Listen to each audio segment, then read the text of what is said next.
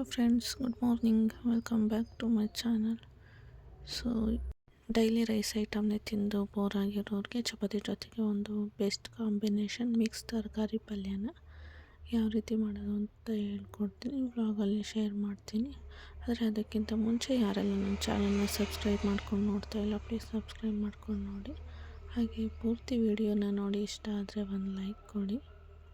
ಹಾಗೆ ನಿಮ್ಮ ಫ್ರೆಂಡ್ಸ್ ಫ್ಯಾಮಿಲಿಗೆ ಶೇರ್ ಮಾಡಿ. ಹಾಗೆ ಒಂದು ರಂಗೋಲಿ ಡಿಸೈನ್ನ ಹಾಕಿದ್ದೀನಿ, ನೋಡಿ ಹೇಗಿದೆ ಅಂತ. ಇಷ್ಟ ಆದರೆ ಒಂದು ಲೈಕ್ ಕೊಡಿ. ಹಾಗೆ ಡೈಲಿ ನನ್ನ ದಿನ ಸ್ಟಾರ್ಟ್ ಆಗೋದೇ ಒಂದು ಕಪ್ ಟೀನ ಕುಡಿದು. ಸೊ ಇವತ್ತು ಕೂಡ ಒಂದು ಕಪ್ ಟೀನ ಕುಡಿದು ನಾನು ಈ ದಿನಾನ ಸ್ಟಾರ್ಟ್ ಮಾಡಿದೆ. ಸೊ ಟೀ ಕುಡಿದ್ರೇ ಮೈಂಡ್ ಫ್ರೆಶ್ ಅನಿಸೋದು. ಸೊ ಯಾರಿಗೆಲ್ಲ ಈ ಥರ ಅಭ್ಯಾಸ ಇದೆ ಕಮೆಂಟ್ ಮಾಡಿ. ಬನ್ನಿ ಇವಾಗ ಮೊದಲೇ ಹೇಳಿದ್ನಲ್ಲ ಮಿಕ್ಸ್ ತರಕಾರಿ ಪಲ್ಯನ, ಅದನ್ನು ಯಾವ ರೀತಿ ಮಾಡೋದು ಅಂತ ನೋಡೋಣ. ನೋಡಿ, ಇಲ್ಲಿ ಬೇಕಾಗಿರೋವಂಥದ್ದನ್ನೆಲ್ಲ ನಾನು ರೆಡಿ ಮಾಡಿ ಇಟ್ಕೊಂಡಿದ್ದೀನಿ. ಹಾಗೆ ತರಕಾರಿನೂ ಕೂಡ ಕಟ್ ಮಾಡಿ ಇಟ್ಕೊಂಡಿದ್ದೀನಿ. ನಾನಿಲ್ಲಿ ಬೀಟ್ರೂಟು, ಕ್ಯಾರೆಟು ಮತ್ತು ಆಲೂಗೆಡ್ಡೆ, ಬೀನ್ಸು ಮತ್ತು ನವಿಲುಕೋಸಿತ್ತು ಅದನ್ನು ತೊಗೊಂಡಿದ್ದೀನಿ. ನಿಮ್ಗೆ ಯಾವ ತರಕಾರಿ ಇಷ್ಟ ಆಗುತ್ತೋ ಆ ತರಕಾರಿನ ತೊಗೋಬೋದು. ಸೊ ಬನ್ನಿ ಹೇಗೆ ಮಾಡೋದು ಅಂತ ಹೇಳ್ತೀನಿ. ಮೊದಲಿಗೆ ಇಲ್ಲಿ ಸ್ಟವ್ನ ಹಚ್ಚಿ ಒಂದು ಕುಕ್ಕರ್ನ ಇಟ್ಬಿಟ್ಟು ಅದಕ್ಕೆ 2-3 ಸ್ಪೂನ್ ಆಯಿಲ್ನ ಹಾಕಿ, ಅದಕ್ಕೆ ಅದಾದ ನಂತರ ಸ್ವಲ್ಪ ಸಾಸಿವೆನ ಹಾಕಿ, ಅದಾದಮೇಲೆ ಇಲ್ಲಿ ಮೀಡಿಯಮ್ ಸೈಜ್ 2 ಈರುಳ್ಳಿನ ಒಂದೊಂದಾಗಿ ಕಟ್ ಮಾಡಿ ಇಟ್ಕೊಂಡಿದ್ದೆ, ಅದನ್ನು ಕೂಡ ಹಾಕಿ ಚೆನ್ನಾಗಿ ಫ್ರೈ ಮಾಡ್ಕೊಬೇಕು. ನಂತರ ಇದಕ್ಕೆ ಒಂದು 4-5 ಹಸಿಮೆಣಸಿನ್ಕಾಯನ್ನು ಕಟ್ ಮಾಡಿ ಹಾಕ್ಕೊಂಡು ಅದನ್ನು ಕೂಡ ಇದ್ರ ಜೊತೆನೇ ಫ್ರೈ ಮಾಡ್ಕೋಬೇಕು. ಅದಾದಮೇಲೆ ಸ್ವಲ್ಪ ಕರಿಬೇವನ್ನು ಹಾಕಿ ಫ್ರೈ ಮಾಡ್ಕೋಬೇಕು.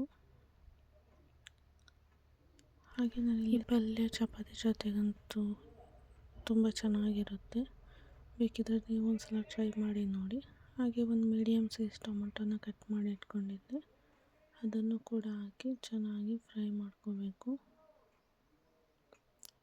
ಅದಾದಮೇಲೆ ನಾನು ಸ್ವಲ್ಪ ಮೆಂತ್ಯ ಸೊಪ್ಪಿತ್ತು, ಅದನ್ನು ಕೂಡ ಸಣ್ಣದಾಗಿ ಕಟ್ ಮಾಡಿ ಇಟ್ಕೊಂಡಿದ್ದೆ, ಅದನ್ನು ಹಾಕ್ತಾಯಿದ್ದೀನಿ. ಇದು ಆಪ್ಷನಲ್ಲು, ನೀವು ಬೇಕಿದ್ರೆ ಹಾಕ್ಕೋಬೋದು, ಇಲ್ಲಾಂದರೆ ಬೇಡ. ಹಾಗೆ ಇಲ್ಲಿ ತರಕಾರಿನ ಏನು ತೊಳೆದು ರೆಡಿ ಮಾಡಿ ಇಟ್ಕೊಂಡಿದ್ನಲ್ಲ ಅದನ್ನು ಕೂಡ ಈಗಲೇ ಹಾಕ್ತಾಯಿದ್ದೀನಿ. ಹಾಕಿ ಅದನ್ನು ಎಣ್ಣೆಲಿ ಚೆನ್ನಾಗಿ ಫ್ರೈ ಮಾಡ್ಕೋಬೇಕು. ಸೊ ಎಣ್ಣೆಲಿ ಚೆನ್ನಾಗಿ ಫ್ರೈ ಆದ್ರೇ ತರಕಾರಿ ತಿನ್ನೋದಕ್ಕೂ ಕೂಡ ಚೆನ್ನಾಗಿರುತ್ತೆ. ಹಾಗೆ ಪಲ್ಯ ಟೇಸ್ಟ್ ತುಂಬ ಚೆನ್ನಾಗಿರುತ್ತೆ.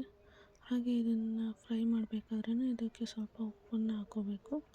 ಉಪ್ಪು ಹಾಕೋದ್ರಿಂದ ಬೇಗ ಫ್ರೈ ಆಗುತ್ತೆ, ಆಮೇಲೆ ಟೇಸ್ಟ್ ಕೂಡ ಚೆನ್ನಾಗಿರುತ್ತೆ. ಸೊ ಹಂಗಾಗಿ ಇವಾಗಲೇ ಉಪ್ಪನ್ನು ಹಾಕ್ತಾಯಿದ್ದೀನಿ. ನೋಡಿ ಇವಾಗ ಫ್ರೈ ಆಗಿದೆ. ಅದಕ್ಕೆ 1 ಸ್ಪೂನ್ ಧನಿಯಾ ಪುಡಿ ಮತ್ತು 1/4 ಟೀ ಸ್ಪೂನ್ ಅಚ್ಕಾರದ ಪುಡಿನ ಹಾಕ್ತಾಯಿದ್ದೀನಿ. ಇಲ್ಲಿ ಹಸಿಮೆಣಸಿನ್ಕಾಯಿನೂ ಕೂಡ ಹಾಕಿರೋದ್ರಿಂದ ನೋಡ್ಕೊಂಡು ಹಾಕ್ಕೊಳ್ಳಿ. ಹಾಗೆ ಸ್ವಲ್ಪ ಚಿಕನ್ ಮಸಾಲ ಕೂಡ ಹಾಕ್ತಾಯಿದ್ದೀನಿ. ನೀವು ಗರಂ ಮಸಾಲನೂ ಹಾಕ್ಕೋಬೋದು, ಆಪ್ಷನಲ್ಲು. ಬೇಕಿದ್ರೆ ಇಷ್ಟ ಆದರೆ ಹಾಕ್ಕೊಳ್ಳಿ, ಟೇಸ್ಟ್ ಚೆನ್ನಾಗಿರುತ್ತೆ ಹಾಕ್ಕೊಂಡ್ರೆ. ಹಾಗೆ ಸ್ವಲ್ಪ ತೆಂಗಿನಕಾಯಿ ತುರಿದಿಟ್ಕೊಂಡಿದ್ನಲ್ಲ ಅದನ್ನು ಕೂಡ ಈಗಲೇ ಹಾಕ್ತಾಯಿದ್ದೀನಿ. ಹಾಕ್ಬಿಟ್ಟು ಚೆನ್ನಾಗಿ ಫ್ರೈ ಮಾಡಿ, ನಂತರ ಇದಕ್ಕೆ ಕೊತ್ತಂಬರಿ ಸೊಪ್ಪನ್ನು ಕಟ್ ಮಾಡಿ ಇಟ್ಕೊಂಡಿದ್ದೆ, ಅದನ್ನು ಹಾಕಿದ್ದೀನಿ. ಅದು ಸ್ಕಿಪ್ ಆಗಿದೆ, ಹಾಕ್ಕೊಳ್ಳಿ. ಹಾಗೆ ಸ್ವಲ್ಪ ನೀರನ್ನು ಹಾಕಿ, ಇದಕ್ಕೆ ನೀರನ್ನು ನೋಡ್ಕೊಂಡು ಹಾಕ್ಕೊಳ್ಳಿ, ಕಡಿಮೆನೇ ಹಾಕ್ಕೋಬೇಕು. ನಾನು ಇಲ್ಲಿ 1 ಗ್ಲಾಸ್ ನೀರನ್ನು ಹಾಕ್ಕೊಂಡಿದ್ದೀನಿ ಅಷ್ಟೇ.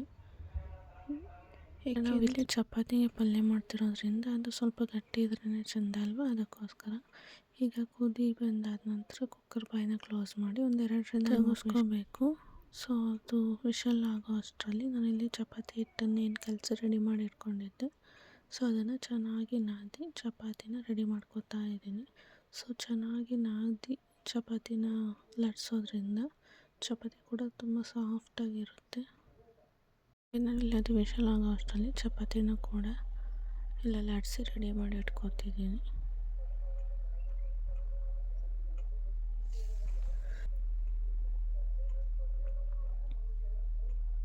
ಸೊ ಇವಾಗ ಚಪಾತಿನೆಲ್ಲ ಲಟ್ಸಿ ರೆಡಿ ಮಾಡಿ ಇಟ್ಕೊಂಡು ಅದನ್ನು ಬೇಯಿಸ್ಕೊಳ್ಳೋಣ ಅಂತ ಸ್ಟವ್ನ ಹಚ್ಚಿ ತವಾನ ಇಟ್ಟು ಸೊ ತವ ಕಾದಾದ ನಂತರ ಚಪಾತಿನ ಹಾಕಿ ಬೇಯಿಸ್ಕೊತಾ ಇದ್ದೀನಿ. ಸೊ ನಾನಿಲ್ಲಿ ಚಪಾತಿನ 2 ಸೈಡನ್ನು ಸಹ ಬೇಯಿಸ್ಬಿಟ್ಟು ಆಮೇಲೆ ಒಂದು ಸೈಡ್ಗೆ ಆಯಿಲ್ ಹಾಕಿ ಬೇಯಿಸ್ಕೊತೀನಿ. ಸೊ ಹಂಗೆ ಮಾಡೋದ್ರಿಂದ ಚಪಾತಿ ತುಂಬ ಸಾಫ್ಟಾಗಿ ಉಬ್ಬಿ ಬರುತ್ತೆ, ಹಾಗೆ ತಿನ್ನೋದಕ್ಕೂ ಕೂಡ ಸಾಫ್ಟಾಗಿರುತ್ತೆ.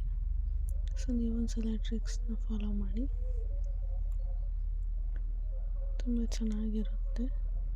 ಹಾಗೆ ಚಪಾತಿ ಕೂಡ ಎಲ್ಲ ಬೇಯಿಸಿ ಇಟ್ಕೊಂಡೆ. ಇವಾಗ ಸರ್ವ್ ಮಾಡ್ತಾಯಿದ್ದೀನಿ. ನೋಡಿ ಚಪಾತಿ ಎಷ್ಟು ಸಾಫ್ಟಾಗಿ ಬಂದಿದೆ, ಹಾಗೆ ಪಲ್ಯ ಕೂಡ ಏನು ಕಲರ್ಫುಲ್ಲಾಗಿ ಕಾಣ್ತಾ ಇದೆ ನೋಡಿ.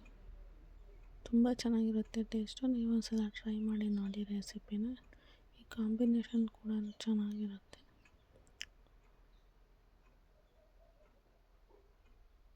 ಸೊ ನೋಡಿ ಏನು ಕಲರ್ಫುಲ್ಲಾಗಿ ಕಾಣ್ತಾ ಇದೆ ಪಲ್ಯ, ಚಪಾತಿ.